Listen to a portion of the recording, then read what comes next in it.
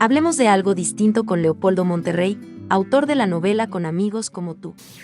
Amigos conocidos y amigos por conocer, hablemos de algo distinto. Hablemos del lenguaje inclusivo, una solución que se propone para poner fin a la discriminación por sexo y género de las personas.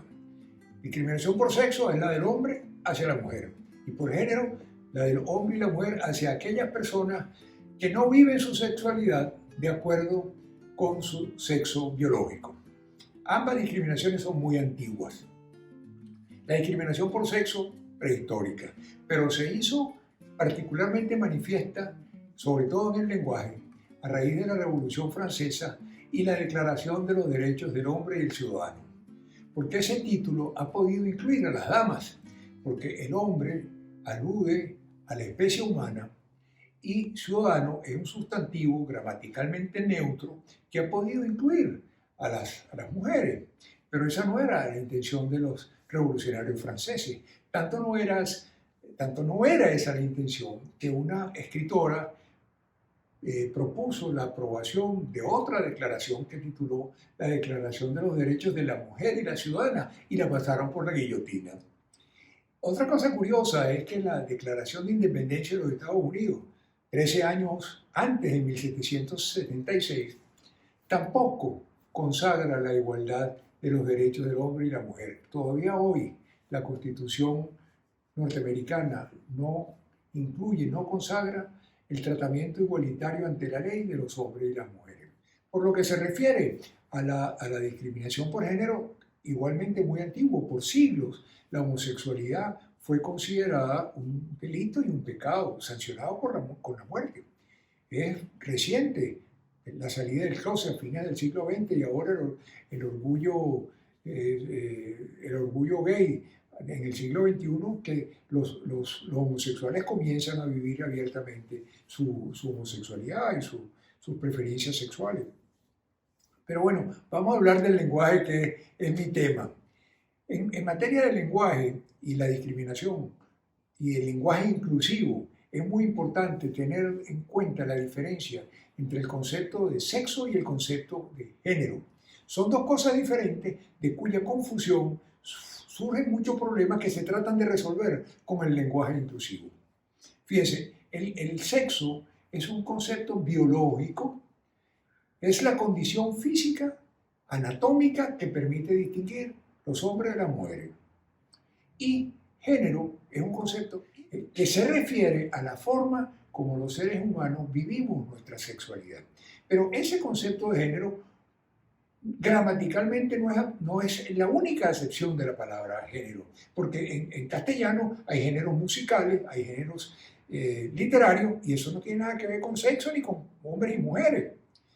En castellano, el género es una simple categoría que permite distinguir algunas palabras, no todas, entre masculina y femenina, como el número también es una simple categoría que permite distinguirlas entre singulares y plurales.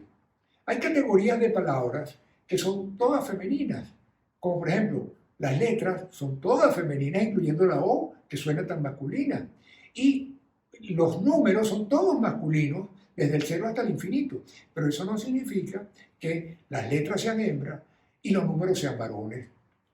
Realmente en gramática, en el lenguaje español, siempre suele haber una concordancia entre el género de la palabra y el sexo de la persona, pero eso no es siempre, no tiene por qué ser así. Fíjense que, por ejemplo, un hombre puede ser una víctima y una mujer puede ser un monstruo, sin alusiones personales, y no estoy discriminando, ¿no? Pero es para mencionar que no tiene que haber una correlación del el género de la palabra y el sexo de la persona necesariamente así. Por eso el masculino gramaticalmente neutro es perfectamente factible, porque las palabras no tienen sexo. Entonces, pero bueno, ¿qué es lo que propone el lenguaje inclusivo? Lo primero que propone es eliminar todas aquellas frases y palabras discriminatorias que producen una sensación de subordinación o desprecio hacia alguna persona. Por ejemplo, aquello de llamar a las mujeres el sexo débil, eso está prohibido. También la famosa regla del masculino gramaticalmente neutro, hay que eliminarlo. Si uno se va a referir a las mujeres, tiene que mencionarla. Es decir, en la Declaración de los Derechos del Hombre y del Ciudadano, debió decir del hombre, la mujer, los ciudadanos y la ciudadana. También el lenguaje inclusivo propone la nueva palabra como elle, que es la mezcla entre él y ella, para sustituir los pronombres él y ella e incluir en uno solo los dos sexos y todos los demás géneros. Hasta hace poco se estaba utilizando la arroba, sobre todo en la escritura, pero afortunadamente se eliminó porque la arroba es la A que está enrollada, encerrada en una O, y podía haber sustituido la A, el las y el dos. Pero la arroba no tiene, fonéticamente no tiene un sonido, entonces no se puede pronunciar. Y de allí vino la E, y surgen estas palabras como todes, otres, chiques, amigues, para referirnos a ambos sexos y a todos los géneros.